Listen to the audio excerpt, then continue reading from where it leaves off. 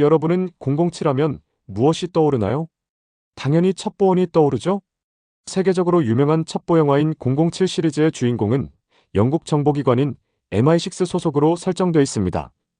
또 다른 첩보 영화인 미션 임파서블의 주인공은 미국 정보기관의 요원으로 설정되어 있고 역시 007 못지않은 활약을 보여줍니다. 그렇다면 영국과 미국이 세계 최초로 정보기관을 만든 나라들일까요? 각국의 정보기관, 즉 정보부, 첩보기관, 비밀경찰 등은 단순히 현대 국가에서 갑자기 생겨난 것이 아니라 역사적 뿌리가 꽤 깊습니다. 국가별로 조금씩 다르지만 공통된 발전 과정을 거쳐 지금에 이르고 있습니다.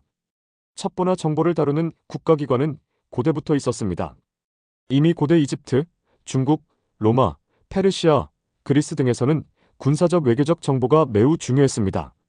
중국 춘추전국 시대의 손자병법에 정보는 전쟁의 핵심이라며 간첩의 활용을 구체적으로 설명하고 있습니다. 고대 로마 제국에서도 황제의 사병이나 첩자들이 반란이나 음모를 감시했습니다. 페르시아 제국에서도 왕의 귀, 왕의 눈이라 불린 왕실 첩보망이 있었습니다. 물론 이 시기에는 조직화된 정보기관이라기보다는 왕이 사적으로 운용하거나 군사조직 일부로서 정보활동이 수행되었습니다. 중세와 근세 들어서도 왕실 정보망과 비밀경찰은 있었습니다. 프랑스 부르봉 왕조의 루이 14세는 국내 첩자망을 활용해 귀족과 반체제 세력을 감시했습니다. 영국 엘리자베스 1세 시대에는 국가 비밀 첩보망을 조직해 운영하기도 했습니다. 러시아에서도 오흐라나 같은 비밀경찰 조직이 혁명 세력과 반체제 세력을 색출했습니다. 이때부터 정보활동은 국가 권력의 생존과 직결되었고 정부의 공식 부서 혹은 군사기구 일부로 자리 잡아갑니다. 그러나 현대적인 정보기관의 기원은 영국, 프랑스, 러시아가 아니라 오스만 제국에서 유래한다는 사실을 아는 사람은 흔치 않습니다. 오스만 제국은 13세기에서 20세기 초까지 남동 유럽, 중동, 북아프리카를 아우른 다민족 제국이었습니다. 이런 거대한 다민족, 다언어, 다종교 국가는 단순히 무력만으로 통치가 불가능했습니다. 그래서 오스만은 다음과 같은 방식으로 정보활동을 체계화했습니다. 우선 각 지방 총독, 속주 총독, 지방 장관 등에게 정치 종교사회 동향 보고를 의무화했습니다.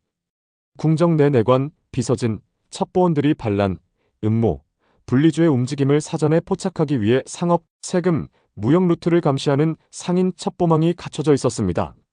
군사 측면에서는 황제의 친위대인 예니체리 중에서 특별히 비밀 임무를 수행하는 조직이 있었습니다. 이런 점에서 오스만은 제도화된 첩보 활동을 국가 시스템의 일부로 내장한 최초의 제국으로 볼 수 있습니다. 특히 19세기에 들어서면서 오스만 제국은 러시아, 오스트리아-헝가리, 영국, 프랑스 같은 강대국들과 맞서야 했습니다.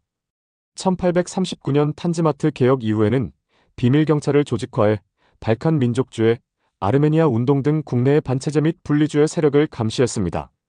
외교정보활동도 강화해 유럽 각국 대사관이나 이집트 속주, 북아프리카 총독부에서 정보를 수집했습니다. 특히 압둘하미드 2세 시기에 들어서면 개인적으로 광범위한 비밀 첩보망을 운용하며 궁전 주변과 이스탄불 시내를 감시하는 것은 물론 반체제 출판물과 언론을 검열하는 등 제국 내 모든 민족의 분리주의 움직임을 감시했습니다. 이때 예니체리 후신 조직들, 황궁 내 비밀 네트워크가 사실상 근대적 국가정보기관의 원형으로 발전했다고 볼 수 있습니다. 그렇다면 왜 오스만 제국의 정보조직은 그동안 주목받지 못했을까요? 서구에서는 보통 정보기관의 역사를 이야기할 때 영국의 MI6, 독일의 군사첩보망, 러시아의 비밀경찰, 프랑스의 루이 14세의 국내 첩보 체계 등 서구 사례를 중심으로 나열하고 있습니다. 이런 조직들 자체가 근세 들어서며 과거 오스만의 첩보 조직을 모방한 것이지만 이를 숨긴 것입니다. 오스만 제국은 동방 제국이고 1차 세계대전 이후 붕괴에 기록이 단절된 데다 오리엔탈리즘적 편견으로 근대성에서 소외되었기 때문입니다. 오스만 제국의 정보기관과 정보망을 조금 더 구체적이고 깊이 있게 풀어보자면 오스만 제국 초기인 14에서 15세기에는 소규모 부족 국가에서 발달했기 때문에 따로 정보기관이란 것이 필요 없었습니다. 그러나 발칸, 아나톨리아, 중동으로 급속히 팽창하면서 정복전 군사 정찰대가 전략정보, 적군 규모, 지형, 방어시설에 대한 조사가 필요해졌습니다. 이에 따라 예니체리 내에서 특별히 황제에게만 충성하는 집단이 군사 기밀과 궁정 내 비밀을 관리했습니다. 궁정 내 내관들이 귀족들, 장군들, 외국 사절들을 감시한 것입니다. 즉, 초기에는 정보활동이 주로 군사궁정 중심이었고 특정한 전담 기관이 있었다기보다는 여러 계층과 직무에서 자연스럽게 정보활동이 파생되었습니다.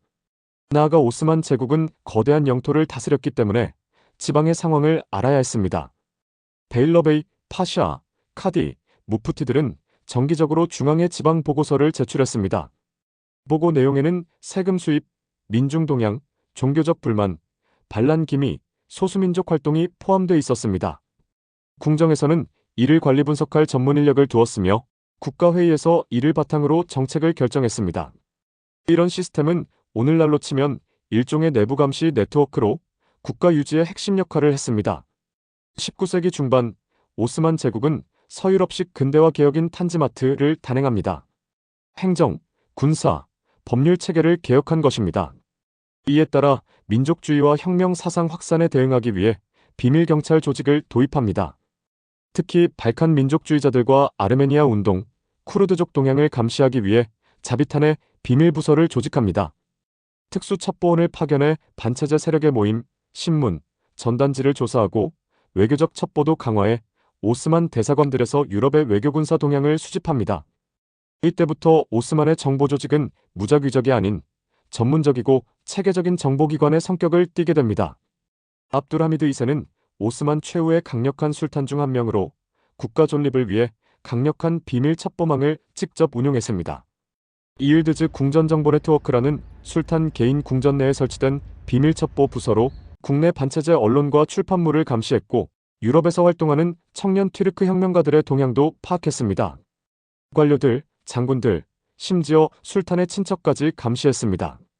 이 같은 압둘하미드의 첩보망은 너무 방대하고 교묘해서 유럽 언론들조차 오스만은 첩자 제국이라 비꼬았고 술탄은 늘 누구도 믿지 않는 철저한 불신의 통치자로 불렸습니다.